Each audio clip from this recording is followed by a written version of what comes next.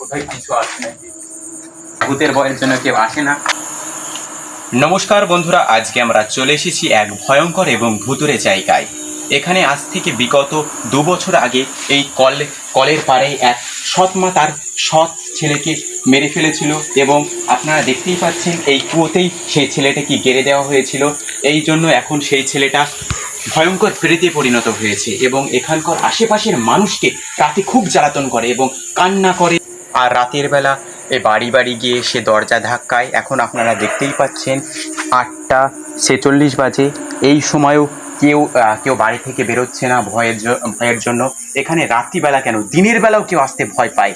দেখতেই পাচ্ছেন এই ঘটনাটা কতটা সত্য আজকে আমরা দেখতে এসেছি। চলুন দেখা যাক।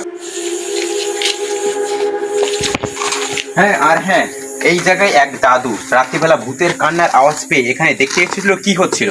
সেই সময় দাদু, আমরা সকালে উঠে দেখি দাদুটা অজ্ঞান হয়ে গেছে এবং দাদুর মুখে থেকে সে শুনলাম যে এখানে নাকি একটা ছেলে দাঁড়িয়েছিল, খিক করে হাসছিল। সেই জন্য দাদু সেই দেখে আরো অনেক কিছু দেখে অজ্ঞান হয়ে গেছিল। চলুন দেখা যাক কি হয়। আর হ্যাঁ, আমরা সেই অভিযানেই এসেছি।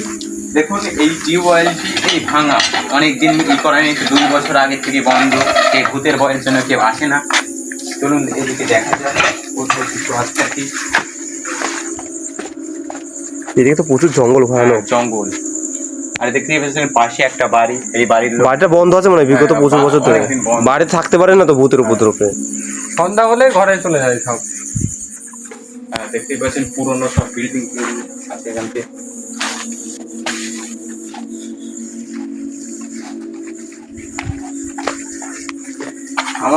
আর এইটা কি গাছ? এটা লেবু গাছ। এই গাছে নাকি সোনা গাছে থাকে। এটা শুনেছি তো এখানকার গ্রামবাসীর মুখ থেকে। এই গাছটা তো বিরাট বড়। ভাই দেখ কোথায় কিছু আসে নাকি, কিছুই তো নেই।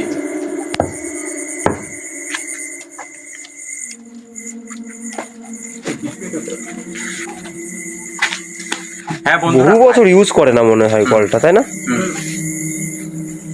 কি বলছিলে বেশ? হ্যাঁ, আজকে তো আমরা তেমন কিছু দেখতেই পারলাম না এখানে ভূত আছে কি বা নেই। আমরা আজকে এসেছি তো মানে বেশি রাত হয়নি জন্য কিছু মনে দেখতে পারলাম না, কিন্তু আমরা গভীর রাতে এসে দেখার চেষ্টা করব এখানে এই ভূত আছে কি নেই, এটা সত্য কি মিথ্যা, এখানকার মানে গ্রামের বাসিন্দারা কি মিথ্যা কথা বলে না, ভয় পায় না, অন্ধবিশ্বাস, এটা আমরা দেখব এবং আপনাদের দেখানোর চেষ্টা করব নেক্সট ভিডিওতে।